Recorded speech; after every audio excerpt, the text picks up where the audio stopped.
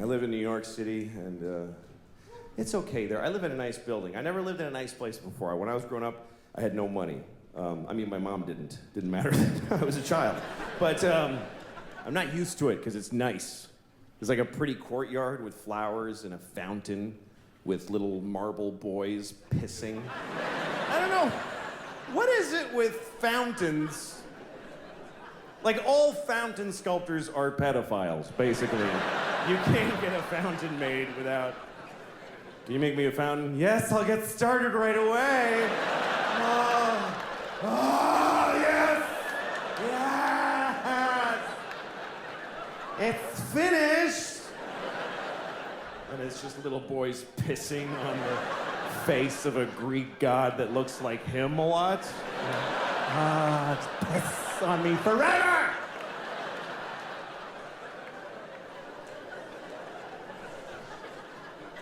Anyway, there's one of those in the courtyard of my building. And my first week in the building about a year ago, I went down to the courtyard for the first time. And I didn't look too good, you know? It was a Sunday morning. That's my least presentable hour. There's a lot of, you know, just stains, just like, you know, food and me and whatever. And so I'm sitting there. So, shut up. Oh. Anyway, but so there I was. I'm sitting on the stone bench of this courtyard and feeling a little out of place. You know, there's these fancy doormen and stuff. And then there's this guy looking at me. I notice he's looking at me from across the courtyard. And he's all spiffy looking. He's got brown shoes, and he's looking at me like, I could tell he was thinking I don't live in the building. He thinks I just wandered in off the street and sat in the courtyard. I could tell he's thinking of coming over and dealing with me on his own. And I'm sitting there thinking like, oh, please do that. Yes, please, come on. And I'm trying to look even more gross, and I'm like, pulling up my shirt. And then I see him go, oh, no, that's not gonna do at all. And he comes over to me. And I'm like, I'm so excited to have this thing. The confrontation where I'm not wrong at all. And he thinks I am. So he comes over, says, excuse me, do you live in this building? And I said, no.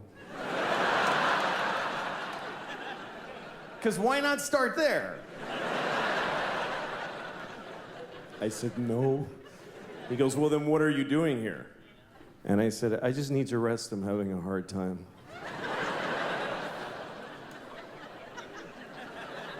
He says, this is private property. And I said, well, I don't really believe in that. You know, just the worst things I could say from his point of view is basically all the things I was saying. And he goes, well, if you don't leave, I'm gonna talk to the doorman. I was like, can I just stay like 5 more hours? So he's, no, and he goes over to the doorman, and I see him talking about me to the doorman like this. And then I see the doorman going, oh no, that guy lives here. That's okay.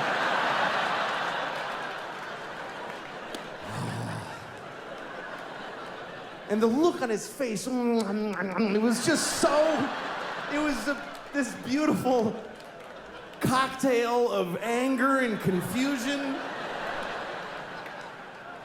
It's like I had invented a new way to hurt somebody's feelings. That's how excited I was.